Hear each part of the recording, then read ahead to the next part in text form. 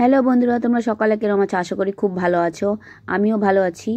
এক সপ্তাহ আগে এই পার্সেলটা এসছে, কিন্তু আমি খুলি নাই কেন? আমার না খুব ঠান্ডা লেগেছিলো, তার জন্য সেই কারণে আমি এই পার্সেলটা খুলতে আর ইচ্ছে করে নাই। তাই ভাবলাম আজকে একটা ভিডিও করি, তোমাদের কাছে এই পার্সেলটা শেয়ার করি, খুলে তোমাদের সামনে দেখাই কি আছে এর ভিতরে। তাই আমি একটা কেচি নিয়ে আছি, এই পার্সেলটা খোলার চেষ্টা করছি।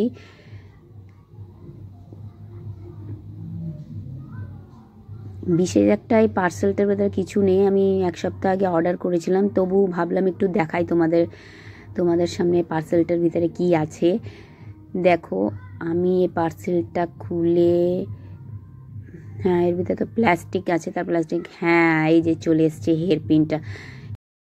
এই তো আমার হাতে মেটেলের হেয়ারপিনটা চলে আসছে। আমি অর্ডার করেছিলাম এক সপ্তাহ আগে।